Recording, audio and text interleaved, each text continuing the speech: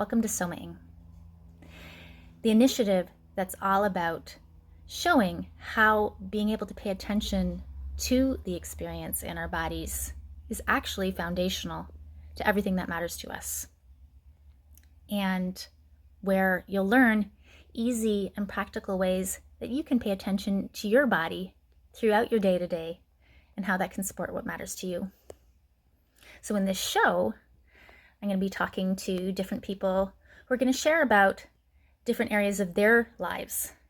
So you'll get and see how this actually works in our lives and be given some tips and ideas to take into your own life and make a difference for yourself.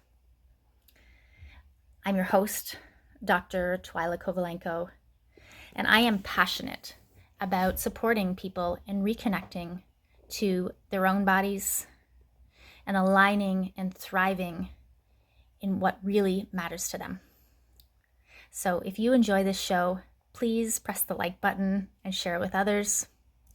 And if you're interested in some personalized support to bring Soma'ing into your life, I offer one-on-one and group coaching, and I'd love to have a chat with you. So you can pop on over to my website, soma'ing.ca, and sign up for a free consult. So from there, let's get on with the show.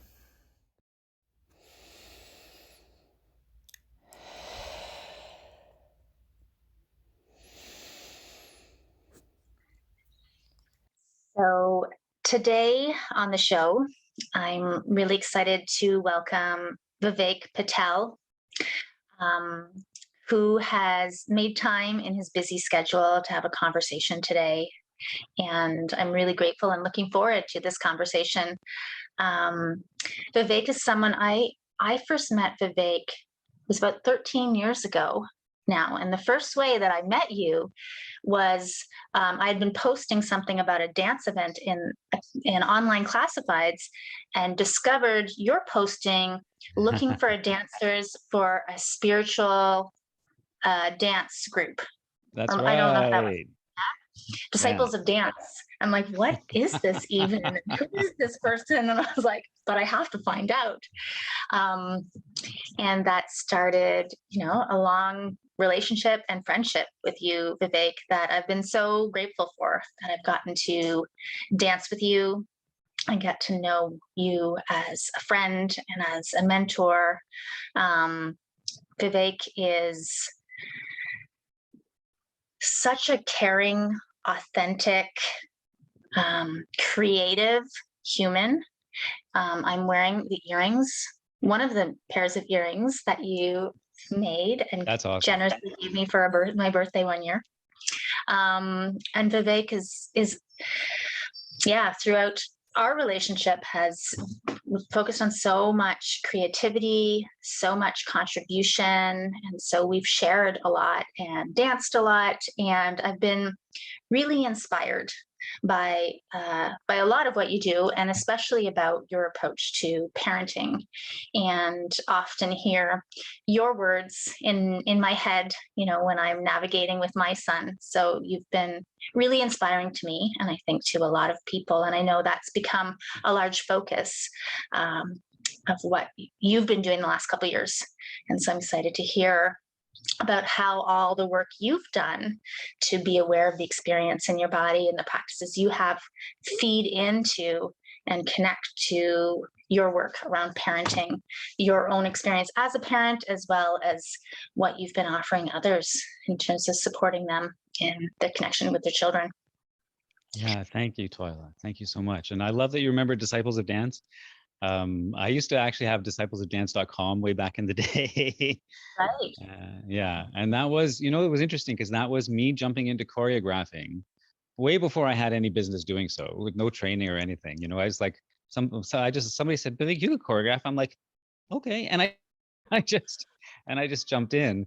And part of the reason that I did that, honestly, part of the reason that I did that, because it took a lot of guts, because like I got a lot of criticism and like, who is this guy? But we ended up with a beautiful group, and we gigged all over the city. And we, I remember one time I was in line at a dance performance, and somebody said, "Oh, who are you?" I said, "Oh, my name is Vivek." They said, "Vivek Patel?" I said, "Yeah." They said, "The choreographer?" And I was like, oh my God, somebody recognized my name just in line. I felt like, okay, I made it. And but a large part of the reason that I did that was as the model I knew it was setting for my kid. The model that I knew was, because this is one of the things about the parenting journey for me, is that it's always, a large part of it has been about being a conscious model, modeling how I treat them, modeling how I treat myself, and then how I treat others in my environment, right? And so like feeling a sense of my desire and my passion for that, and taking a big risk and doing it, and being awkward and having lots of failures, and how did I deal with that, and then sharing those experiences with my kid, not only by her watching, but also by me actually sharing and telling the stories and expressing my life with her. We learned so much together through that experience. And yeah, so like from the beginning, I'm glad that you mentioned the parenting stuff, because from the very beginning, my kid's going to be 25 in a month, less than a month now, and from the very beginning, my partner and I decided that we wanted to raise this little human in a way that was very different from how we were raised. And so we decided to do things with none of the traditional parental authority that usually comes with the parenting relationship, where parents make rules and boundaries and limits and give consequences and punishments and rewards and give allowance and all that stuff that happens, which is normal life for most people. But for us, we were like, we want none of that.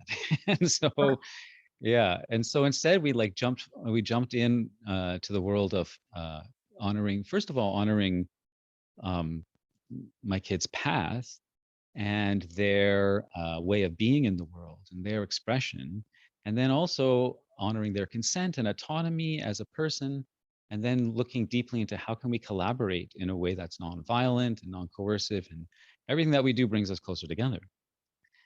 And a big part of that was really bonding with this little being on their learning path, right? And one of the biggest things kids are learning about from the moment they pop out is this container they find themselves in. How does it work? All of a sudden there's the senses are active, and we're breathing, and we're hungry, and we feel discomfort, and we have all these needs. And then the thing moves around, and there's all this input that happens, and what does it all mean? And when kids are first born, primarily they don't have labels for everything. Everything is just what it is. I call it pre-label consciousness. And same with the feelings and senses, the whole sensorium of their body. And so for me, a large part of the parenting journey was re-exploring my own body as my kid was exploring their body, and doing that exploration together. So it was really a very conscious, part of the reasons I had, years and years of martial arts experience. The dance came a little later, but like that deep exploration and honoring of the body and the experience of it was like a fundamental part of our co-exploration in those early days. Yeah, I love that you're talking about just that consciousness of it. I mean, we're born sensorial beings, fully connected to that experience, just as experience. And as we cultivate language, then we start to give it meaning in a certain way, and depending on what that frame is. And so what I'm hearing you share is that the frames that you were given by when you were, the way that you were raised by your parents, and culture of, what that meaning was, of questioning that and being really intentional about, well, what is, like, if we're born fully connected to our bodies and sensation, what is the meaning? And so I'm hearing that not only wanting to be really intentional with your daughter, there's also like an entire process of reformulating that for yourself intentionally. Probably I imagine, really becoming clearer about all the ways that, with unconsciously, you were, or I was, had certain experiences of like framed senses of like meaning or whys. I mean WHYS, the why of things. to have more awareness about those and make choice, as opposed to just automatically perpetuate, well, that's what we did, and that's what my parents did, and that's what their parents did, and we just automatically recreate, which Yeah. is amazing that we have that capacity to recreate things and don't have to reinvent it every time. And yeah, that's one of the things I love about you. So much intentionality and consciousness and Yeah. awareness. Thank you. Thank you so much. You know, it's funny, Twyla, I just want to jump in and say that Yeah. every time you compliment me, my mind automatically reminds me of the opposite. Every single time, Mm. even in the intro, I was going to mention it earlier, but then we went on with something else. But even the intro, oh, you're so kind and authentic. And why is my like, oh, she doesn't really know me. Oh yeah, what about this? What about when you did this? What about this person you hurt? What about, like the recording that goes on in my head. Mm. And it's not only in my head, right? That's part of the point of this, is that my head doesn't exist separate from my body, separate from my nervous system, separate from my emotional system. And if you're into that sort of thing, separate from my consciousness and my spiritual experience, And I always say, if you're into that sort of thing, because the philosophy of, uh, relating as humans in a deep way doesn't mean you have to have a spiritual view. You can be an atheist and still totally do it. Like a quarter of the people I work with are atheists. It's not a spiritual thing, but I always add, if you're into that sort of thing, because I am. And but like I call it like each person is a holistic ecosystem.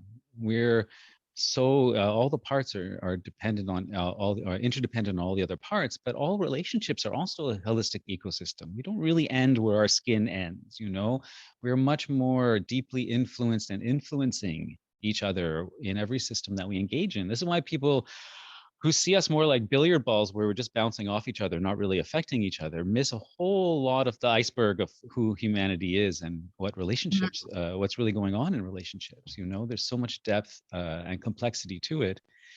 And so for me, noticing that mind, body, emotions, consciousness, uh, seeing it from a systems perspective, even though I didn't have those words for it 25 years ago, but seeing it from that perspective, it really showed me how important the whole focusing on all the different aspects was, and because it's like focusing on them separately in an attempt to find their integration and unity, or to explore the integration and unity. So my mind and my body and my emotions and my consciousness and my nervous system and my senses and my neurology and all the different parts of me, I look at each of them separately, but also, like I said, like I'm trying to find where they're connected, like the root, like the trunk of the tree connecting all the roots. I mean, all the branches and all the roots actually.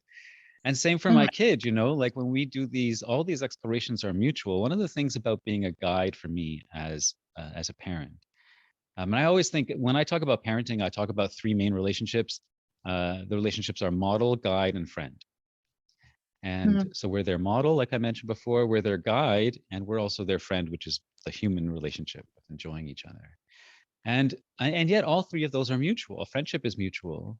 The guiding relationship is mutual. I mean, my kid has so much wisdom. Of course, I want to learn from their wisdom, and I have stuff to share as well. So I'd love to share that with you, and then you share with me, and then we have this wonderful exchange. It's not a top-down thing.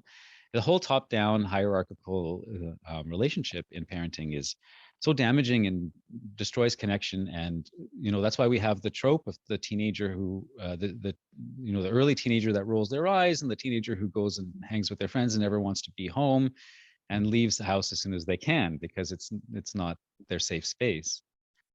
And so for me, like, part of that integration was recognizing how we impacted each other. Everything that I do impacts my kids' nervous system, impacts their relationship with themselves and their body and their mind and their sense of themselves. Mm. And including how I treat myself. And so seeing the whole thing as an ecosystem means I'm much more conscious and intentional about my impact. Yeah. It also means I try and notice those scripts in my head where I'm coming down on myself, like I do, so that I can love myself through it, because I don't want to just ignore them or repress them, Yeah. because it's all connected. And that's one thing I'm appreciating about you and your authenticity and invitation for me and for others to be human, as much as, I'm reflecting the ways that you're conscious, and there's so many wonderful qualities. And as humans, there's also ways that you're not conscious, or the ways that I'm, so many, and that's part of being fully human. And that's also part of our embodiment, of connecting and disconnecting, and awareness and unaware, and having that, the variety of experience, and being okay with all of it. There was one thing that where I wanted to go from what you said. I mean, there's so much that I get excited and want to jump off of. And there's Yeah. something though that so this, when you commented about, you know, this, I think you said trope, but this expectation we have when our children reach adolescence, then they rebel. And there's an expectation that that's the norm. I mean, there's nothing we can do about it. And so I kind of want to focus on that.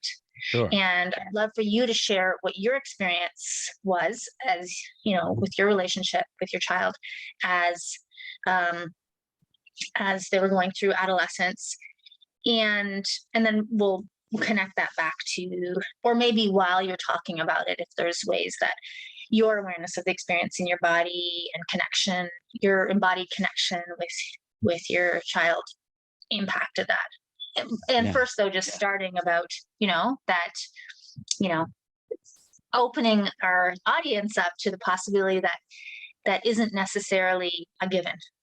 Absolutely. I'd love to talk about that because it's so pivotal, and it actually is, the integration of the body is such an important part of it, because a lot of it is how kids respond to how we respond to them. So much of it is that. And so much of how we respond to them isn't responding, it's reacting. And reaction is often wired into our nervous system before we had any choice in the matter. So many of the patterns that are wired into our nervous system and into our neuron system were imposed, not chose. That's one of my saying. Is it imposed or chose?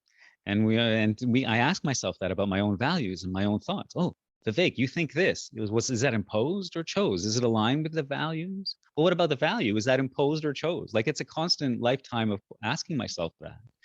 I'll tell you, my kid has to ask themselves that a lot less, because one of our main focuses was to not impose. Now, of course, we do impose anyways, but if you make the effort to not impose your values on your kid, then what they do is they discover their values through their own life experience, which you can still guide them through, and then those values become theirs rather than from the outside in. They go from the inside out. So, that whole thing I mentioned in the beginning about parenting through collaboration rather than control. The reason that kids pull away and rebel is because there's something to pull away and rebel against, right? If there's nothing to rebel against, then there's nothing to rebel against, literally. And the problem is we think of guidance, because of the mindset that's been handed down to us through our generations of our own families and our culture, and a really global, thousands of years of coercive global history and hierarchical structures that we've been subjected to. We just think it's normal that guidance means control, authority, coercion, and pain. And if you don't tell them it's wrong and you don't give them a consequence, how are they going to know it's wrong? But most of the really good people that I know and that I love, present company included, aren't out there, guiding their life by fear of consequences for the most part. We're guiding our lives by the kind of people we want to be and the impact we want to have on relationships and what we really value.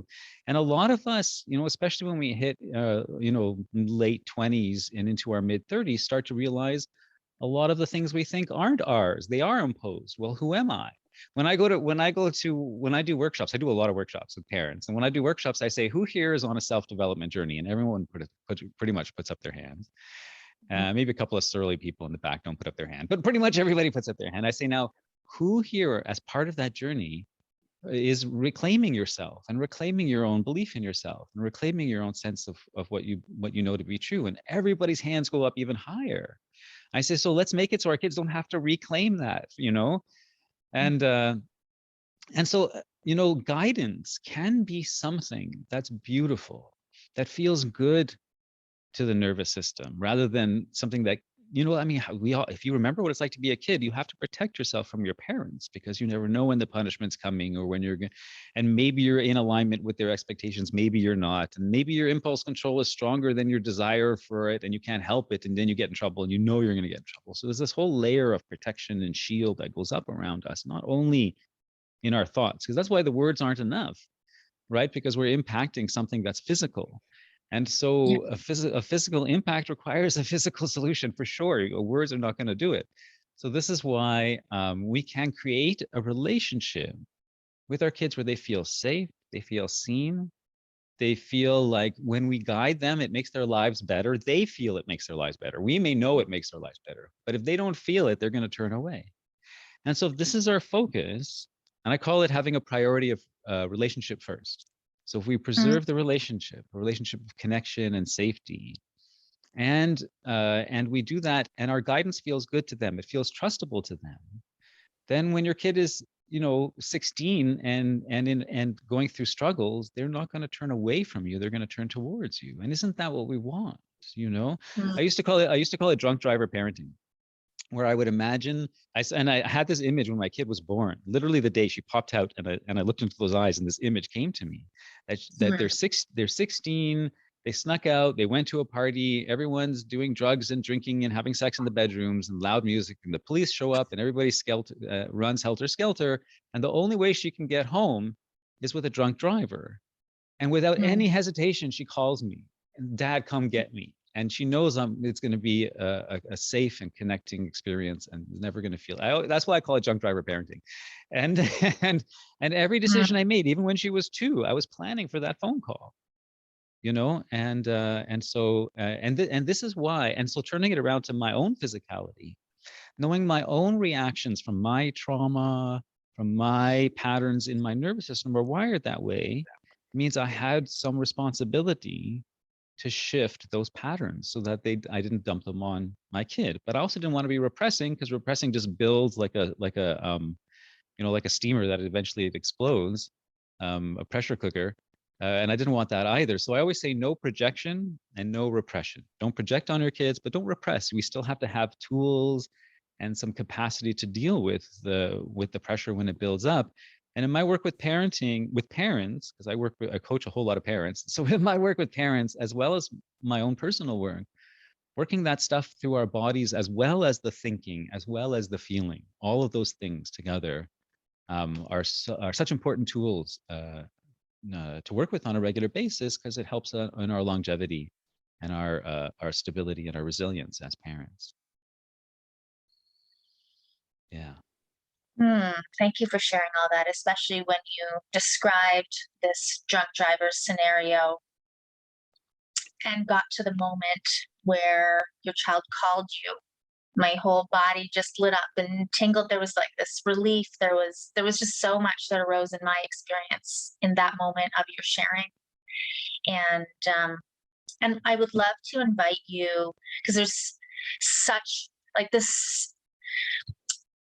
I love your philosophy. I love, the this, as we're sitting here talking about it, it's easier to be like, oh yes, it's all connected and we can be mindful. And what I would really love to hear is some real life examples from your life about when you're really in it and things are, when things come up and those patterns or projections or whatever. So if you could, if you can think of any example, recent or not even recent, could have been when your child was an adolescent or younger, of of of how you worked through that with your body, with your tools, with your humanness. Sure, that's wonderful. And it's interesting because in the early days, my kid was born in 97. A lot of what I was doing was just exploring on my own. Like, I didn't really have a mentor at the time that specifically about parenting. I didn't No one I knew was parenting in this way. Everyone I asked for support would just suggest boundaries and limits and control and consequences and that kind of stuff. And it's just not what we were doing. And Mm, so a lot of what I did in the early days has evolved But some of it hasn't evolved. Some of it was like exactly what I teach now. So I'll share a bit of a range of that. So in those early days, I noticed that I had a real tendency to yell. This is one thing. I would yell a lot, and I would speak harshly to my kid a lot. And it was something I would notice, and every single time I would see the trust in us diminish, and I would feel the impact on my kid's nervous system, on how they feel about me, and I could feel the impact on me. So one of the things, and a lot of the time for our own self-protection from the pain of it, we avoid looking at the impact in our kids when we do that. You know, for me, I would let myself really see the impact, because I was like, nah, I'm not going to ignore that. I want to feel it. But of course, in order to feel the impact of hurting my kids without going into the depths of despair myself and guilt and shame, I had to be working on self-compassion practice. As you can see, there's like many different things. So first of all, when I would feel like I would want to yell in the early days, one of my practices was I would just call it run, and I would run from the room, even if it was in the middle of a sentence. Even if as soon as I noticed the urge to yell would come, I would run into my bedroom, and I would scream into my pillow.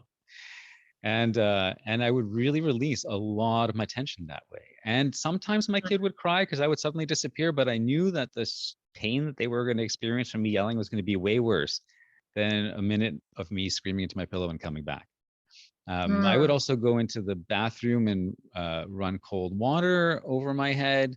Sometimes I would pound, not only just screaming, but pounding on the pillow, or throw myself on the body and shake my whole body around just to release the intensity of the energy that I built up, you know, because I didn't want to repress it. I couldn't repress it sometimes, but I knew that if I directed it consciously, at least I was minimizing the damage. And a lot of the early days of parenting, honestly, is minimizing damage, Twyla. It's not doing wonderful, great, amazing spiritual things. It's really just minimizing damage for like 3 or 4 years until you figure things out. And then you can kind of get more of a handle on yourself.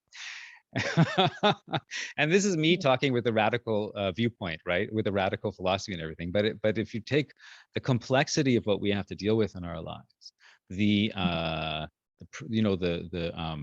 oppression that we faced, if we have any kind of marginalization in our life, if we're people of color, or we have financial marginalization, or if we have financial marginalization, let me say that again. I just dropped my notes.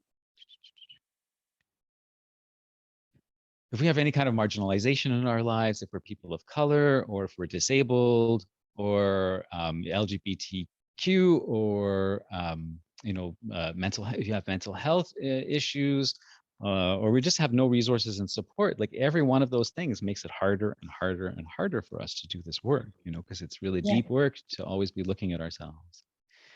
And yet, you know, there are ways of existing with zero resources and still using our creative imagination and our incredible creative capacity as humans to find ways to do it. So there's a lot. So screaming and running was one. But that scream, the reason it was happening was I realized over time I had let the pressure build to the point where I needed the scream, right? There are these videos on YouTube where people are, they take a watermelon and they put an elastic band around it. And nothing happens, of course, because the watermelon is very strong. But then they put 100 and 200 and 300 and 400 elastic bands on this watermelon, and one last elastic band and the whole thing explodes because the pressure is too much. And our systems are very much like that, emotional, physical, or nervous system, very much like that. We ignore those elastic bands until they build. So elastic band management is another thing that I practice a lot, and we work on with the parents a lot, is that instead of ignoring all the little elastic bands throughout the day, both in us and our kids, we can do micro releases of those things when they come up. So when I have a frustration, even if something as small as like not being able to open a jar and it slips and I bruise my hand a little or something like that, I don't ignore it. I don't just go on to the next thing. I'll stop. And I acknowledge even just that, I feel like a failure. Like, let me tell you, it's wired deep in there, right? So the deeper I can access those things, and I breathe the failure out, I breathe some love into my inner child, I give some love to the spot that got hurt, and then I move on, right? And that extra few seconds helps with the elastic band throughout the day. Sometimes it's a mini scream. It's like, ah, because I'm just frustrated. Sometimes it's leaning on the counter and just taking some deep breaths and really feeling the ground under my feet. So it depends on, do I have a moment to do that, or am I in like emergency tongue biting moment? You know, like it depends on which of those it is. Is it over text? Do I have time to go meditate and you know, do some jumping jacks to like to get the energy out? Or, you know, so like it really depends on the situation. Sometimes it really is just survival in the moment, and we get through it and we minimize the damage. Yeah. But then the practice that we do outside of those moments helps us have more capacity in those moments, you know. So I remember this one time my kid had left the juice jug out, and it was full of fruit flies. I was like, I immediately got tense and annoyed. It wasn't the first time we had talked about fruit flies, and you can hear you can already hear the judgmental tone in my voice even as I'm saying it now, right? And I knew at that moment she was actually sitting right here where I am now, and I was in the kitchen over there. But this is like 2015. This happened, and Mm. I remember in that moment, I knew if I went out with this vibration in my nervous system, in my body and in my emotions, because I don't separate those things so much when I think about myself. When I talk, it's kind of helpful too, but when I think about myself, feel into myself, there's less of a separation now. After 30 years of practice. But in that moment, I knew if I walked out here, even before I said anything, she was going to close up. I knew it. And I'm too selfishly protective of the guide relationship to want to put that selfishly Mm. protective of the guide relationship. I wanted to add the selfishly, emphasize the selfishly, because it's for me, it's hugely to my benefit to keep that channel open, you know, of guidance and influence with my kid. So I knew if I came out, the closing was going to happen. It was going to work against me, and I was not going to get my needs met. So I leaned against the counter. I did exactly that one. I leaned against the counter. I gripped the counter really hard at first, breathed into that grip. Then I relaxed. I felt the ground under my feet, felt the sky above my head. I also do meditations with parents, and one of them is a tree meditation where the branches reach out into the sky and the roots go down into the earth. The trunk is the thing that Yeah. connects. And so I did something like that, even though I didn't have that at that point exact analogy. And then I switched my mindset into one of connection and play and curiosity and wonder. And I came out around the corner, and I came out like kind of sneaking around the corner. I went, "Hey, kiddo, do you know what? There's something about our family I've never told you before." And she's like, "What?" I said, "We come from a long line of assassins. Now we're already ninjas, right? So I've been doing I grew raised her as a ninja from the very beginning. Yeah. She grew, so this fit in with things that she enjoys. But if your kid enjoys something else, or you have something else that's fun between you, use something else. But this is what I did. I went in and I snuck up to her like I was in ninja. We're assassins, but not just any assassins. We're called the fruit fly assassins. And then she started laughing. I said, many generations ago, our compound was attacked by a roving gang of fruit flies, and we swore to annihilate everyone ever since then. And she's laughing. She said, "Are you just making this up now?" I said, "I am." She goes, "We should make a movie." And we started creating the movie and the graphic novel and all the advertising. And she Wow. knew from all of that what I was asking her. You know, in passing, I mentioned things like leaving the juice jug out and the fruit out, and gives them access to our compound. And so I made the whole thing fun, and but it was not just the words. Like, I acted it out. I got her involved in it. Our whole beings became involved in the sense of play, which I could never have achieved if I didn't have some practice in tuning in and listening to my body, so I could tell where I was at, so I could make the shift. You know, so it's a huge thing to be aware of the signals in our body, mind, emotional system, so that we can play with them and shift them to things that are much more effective and connecting as parents. Yeah. Thank you. Thank you for that story, and um, and for sharing some of, I think you call them micro practices. Is that what you use in your work, right? Yeah. These little ways in our day to day, which is, a really big focus of this show, about how our somatic awareness, how critical it is for the things that matter to us, and how the simple ways and the ways throughout our lives, how we can all access that. And when you were speaking about all the different ways, of our levels of privilege, and if somebody just heard your story about how you just shifted into play with your child, that can seem like a really big leap. Like, I know when I'm in overwhelmed with emotional, with something that's coming up for me emotional, sometimes that feels really inaccessible. And so I'd love to hear, I know you shared some of those ways, some of those micro practices, um, of how you cultivate more and more of that awareness, how you reprogram, I guess, your own embodied experience, how you do that self-compassion and care for what matters for you. I mean, in this conversation, we're talking about parenting, and this can show up, in any situation where, with a colleague or a spouse or whatever, where something that, a really strong response to something, a reaction to something, if we follow that without awareness. Anyways, I just said a lot of things, so I think I want to maybe back up, or I don't know if it was clear with I'm the clear. I question, feel but very clear. maybe you're Yeah, yeah, yeah, more yeah. clear. I Yeah, guess, I'm good. yeah, about that. I guess I want to highlight, you know, how this can be accessible. Like, you can be like, sure, sounds great, Vivek, but somehow you were self-aware enough when you first had your child that you just wanted to throw out your parenting out the window and do something brand new, and seem to somehow be resourced enough to just make up this whole way of parenting on your own. Like, how could I do that? What are the real practical ways that we actually can do that, that work for our differing situations, our differing levels of privilege. That, sure, it'd be great for, I'm sure it'd be great for all of us if we go take, a week-long meditation retreat and all these, and nourish our bodies. And we have, like, there's different things that we do and don't have access to. So how do we attend to our bodies in our lives in ways that can work? Yeah, for sure.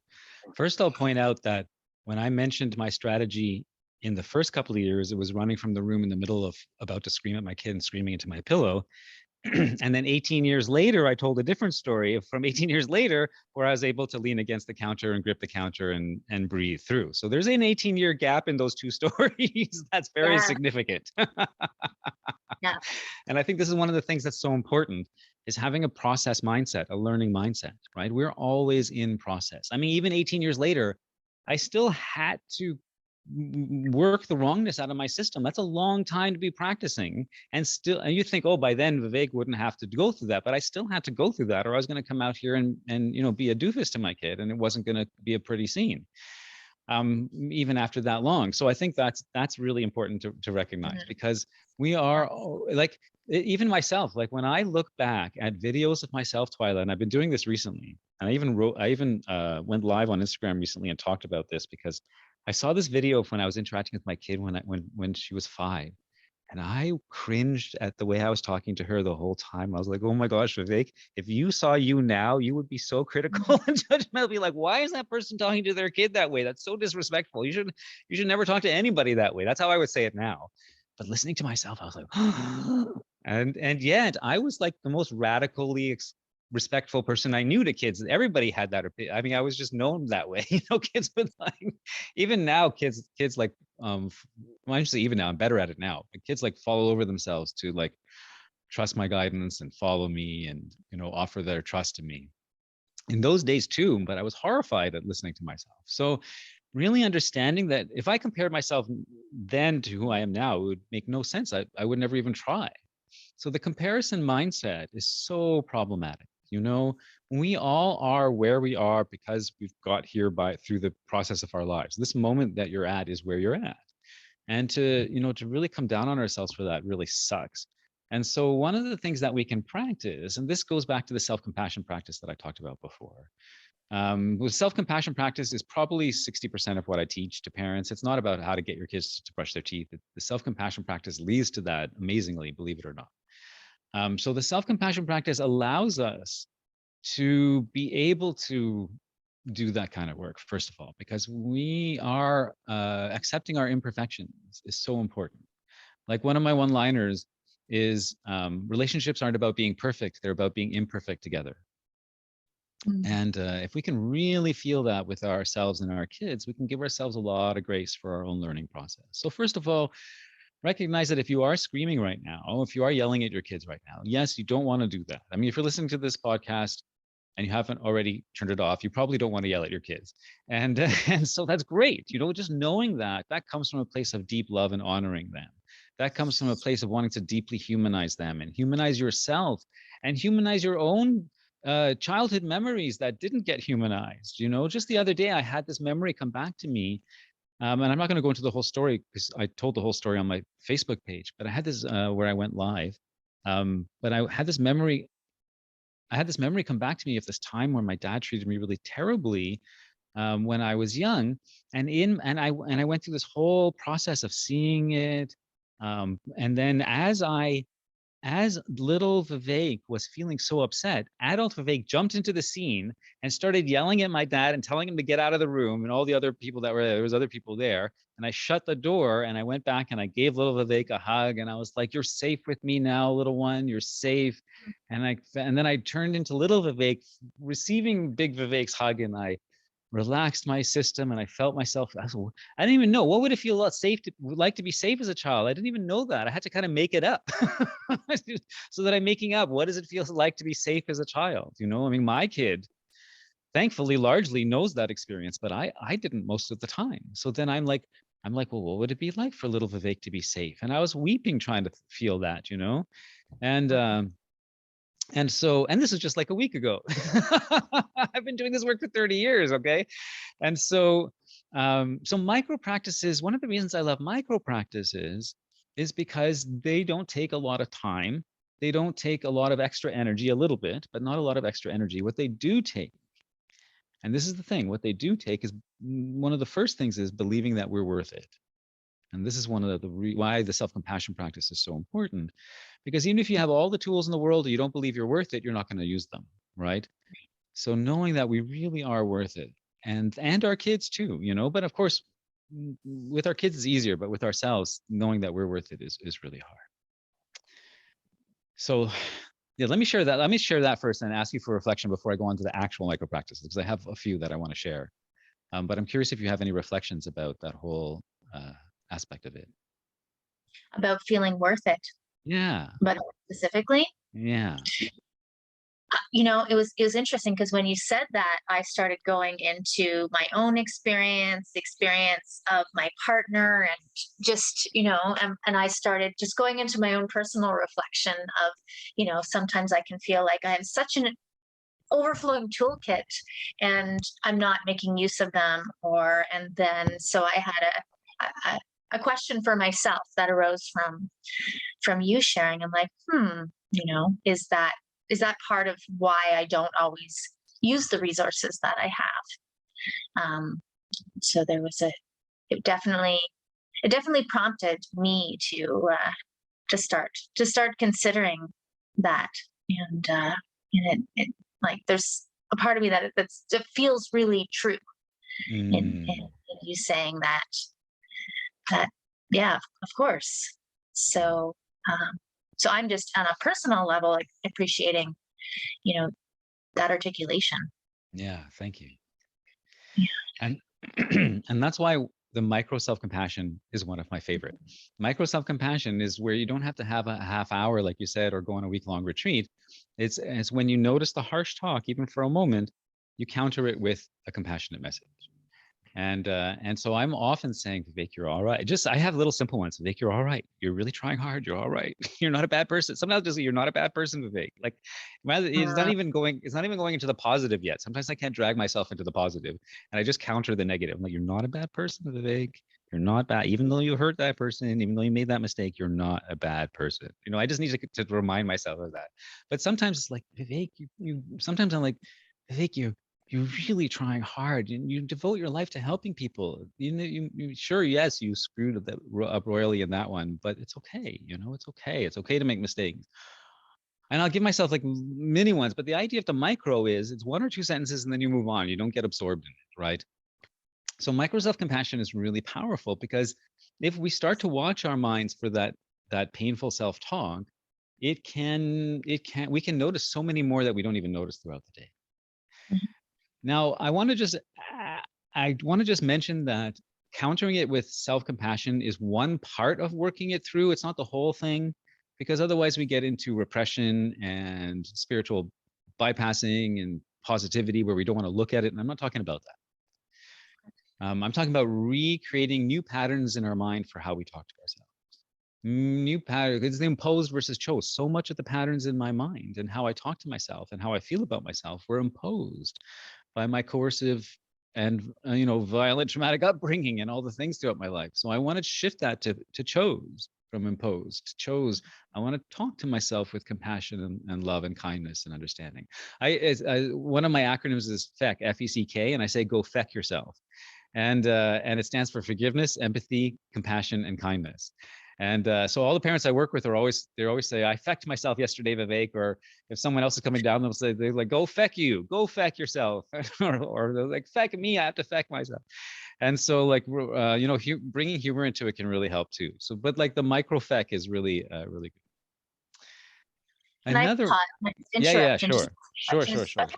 Of um, course. in terms of these self-compassion micro practices, what I heard you Yeah. share is stuff specifically around self-talk, and I just was curious if there was other aspect embodied practices or anything else, or is it mostly your focus tends around the self-compassion is the self-talk piece, or are there other aspects to that? No, thank you. The micro self-compassion is largely talk. I think that often you can offer a physical component like a hug or a hold or a squeeze or I do, like there's different physical things you can do. But the micro self-compassion, the way I frame it is not really so physical other than that. There are physical aspects to other ones. But I like to have some delineation between them. But I mean, if your natural impulse is to include a physical component to any of these, or if it's a physical one and your natural impulse is to include a mental, emotional component to them, then they're all yours to play with, however it makes sense, right? These aren't fixed in stone by any means. But interestingly enough, the next one is the micro check-in with your body. And this is where it's more body-centered, which connects to the micro feel your feelings. So the first one is check in with your body. How is my body feeling, right? Like, and micro check-ins means we get used to asking our body how it feels, tuning into our body how it feels. Because a lot of the time through a busy day, you're cleaning up poop or dealing with conflicts or managing emotions, and then food and money, and like you said, the boss or a colleague. You're like, there's so much happening. Yeah.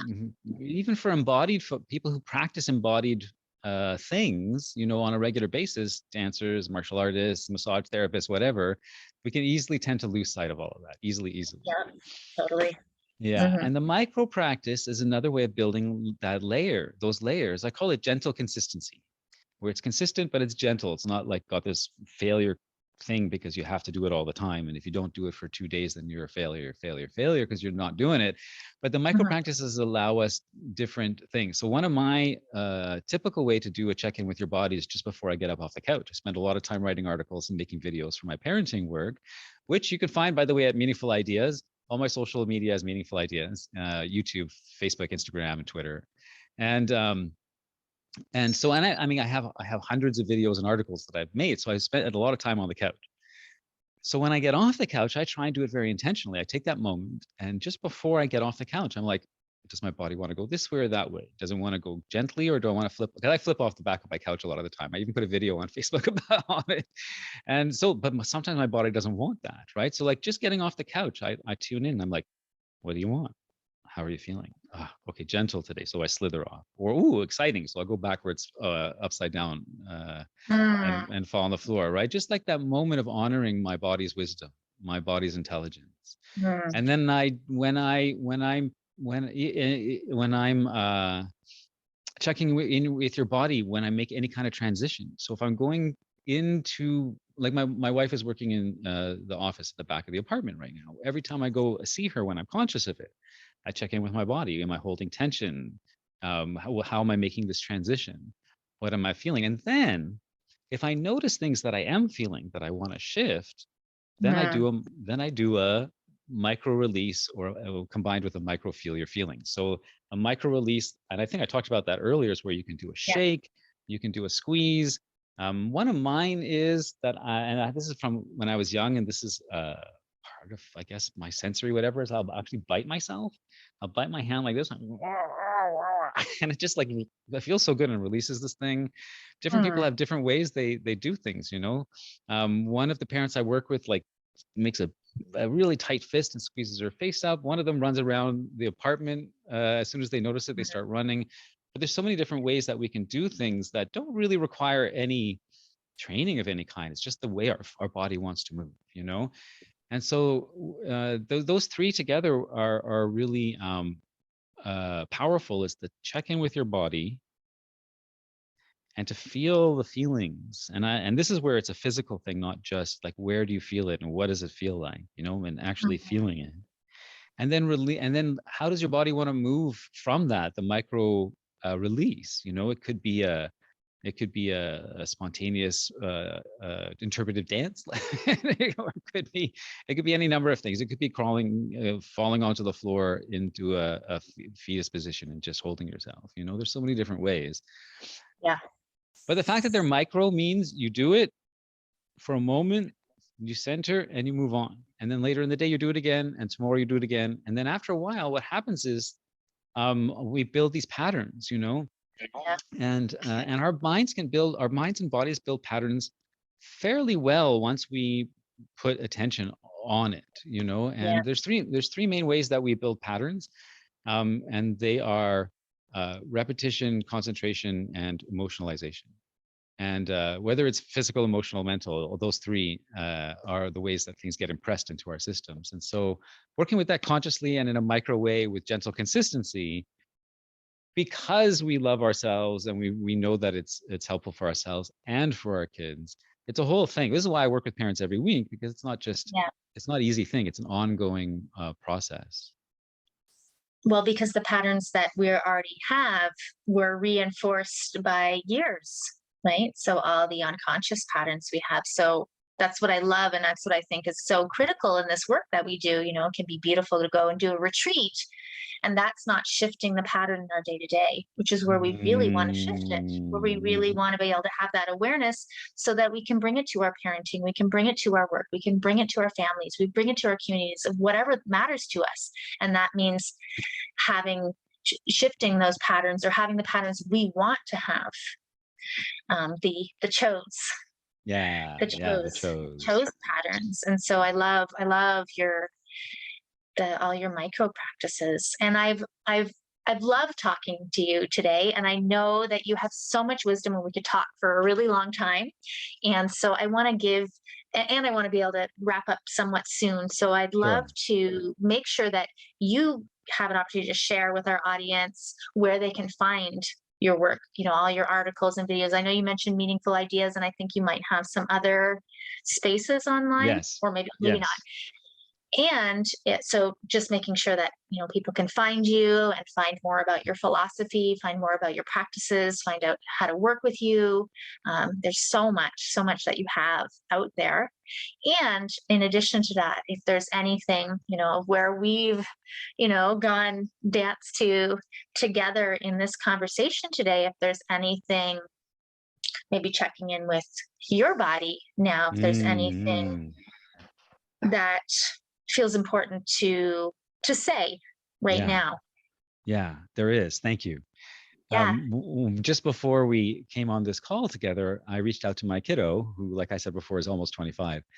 And I asked them, what do you remember about our training and our embodiment practice? And there are two things that they remembered that I wanted to share because they Yeah. just stood out so clearly for them. And so one is the first thing she said was, when you taught me how to walk. And I was like, Hmm. wow, you remember that? She said, yeah, I still remember that you were telling me most people, when they walk, they're slamming their whole body weight into their heel on every step because they're falling onto their feet. But if we merge more with gravity and we place our foot and we transfer our weight, we don't have that impact and we have more control and more smoothness. She said, I still remember that. I don't know how young I was when you told me that. And I Mhm. it completely changed the way I walk. And I'm so much more aware of my movement from then. And I said, what else? And she said, the other thing was sticky hands. And so there's this, as a martial artist, there's this kung fu game that we kind of adapted for ourselves called Sticky Hands. And it was this game where the way we play it is you touch wrist to wrist, and then you kind of flow around each other like this, and you try and touch each other's shoulder. And so I'm trying to touch her shoulder, she's trying to touch my shoulder, and then but the key to it is you don't use any force. So as soon as you feel any kind of force, you have to relax and just flow. So it's all about positioning and flow and psychology and tuning. Is very much contact improv. And so but we've played that game from the moment that she could understand, even vaguely understand it. Mm. And but I mean, I've been doing martial arts for years, and I played these kind of things with many high level martial artists, so I'm really good at it. So I was always able to beat her. I didn't always beat her, but I was always able to beat her until a month ago, when I said, "Hey, kiddo, it's been a few years since we played Sticky Hands. We should play together." And she was like, "All right, all right." And we played, and we were genuinely evenly matched. Neither of us could touch each other, and and I kept upping and upping how hard I was trying until we were both going at it full speed with no for. We were both like, we were laughing and we were like yelling in celebration, and it was this amazing moment between the two of us. And we stopped and we were like, whoa.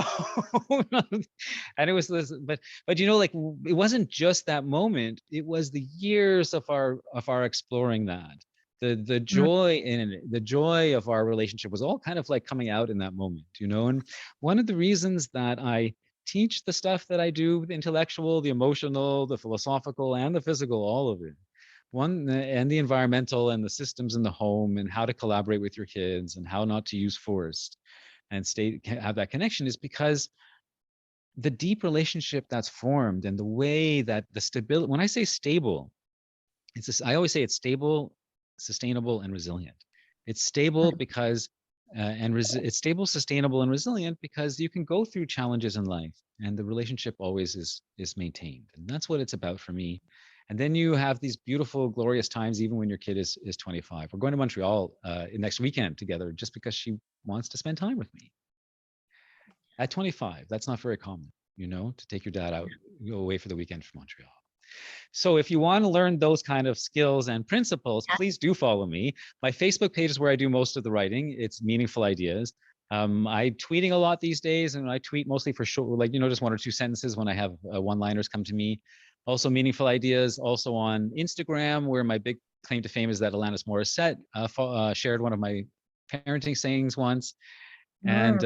And YouTube, I've got almost 100 videos now on YouTube, really helpful stuff. I try and put out a lot of really helpful free information to help parents, because helpful information to help parents, because I know how hard it is to parent. It's hard to parent anyways, and to parent consciously is like so much harder. And I just want to give as much support as possible. If you'd like to work with me personally, you can join my membership group for a subscription. People pay a monthly fee, and my business partner and colleague Sujai Johnston and I do weekly coaching calls, and I go live with topics like this every single Thursday. And we do group coaching calls where you can ask questions on a weekly basis, and we have a whole bunch of those, and it's really supportive community. And you can find us at gentleparentsunite.com, which is the paid part of the free group, which is Gentle Parents Unite, which is my other Facebook group that has over 95,000 people now. It's a big, big group. Wow. So you can join us over there as well. So that's it, Meaningful Ideas and Gentle Parents Unite. And my name is Vivek Patel. And Twyla, I am so happy we had this chance to connect again and do this. Our relationship has grown and deepened over the years, and always loved dancing with you, because there's always a deep listening and sensitivity when we dance together, and I appreciate that about you. Mm. I'll take that in now. Notice the thinking that comes up in Yeah, response, and yeah, really appreciating it. really appreciating having this conversation today. And as I said, you taking time, with all the work that you're doing to share on this show. And yeah, it's Yeah, so great. it's my pleasure. And I look forward to sharing it around. Yeah, Yeah. thank you.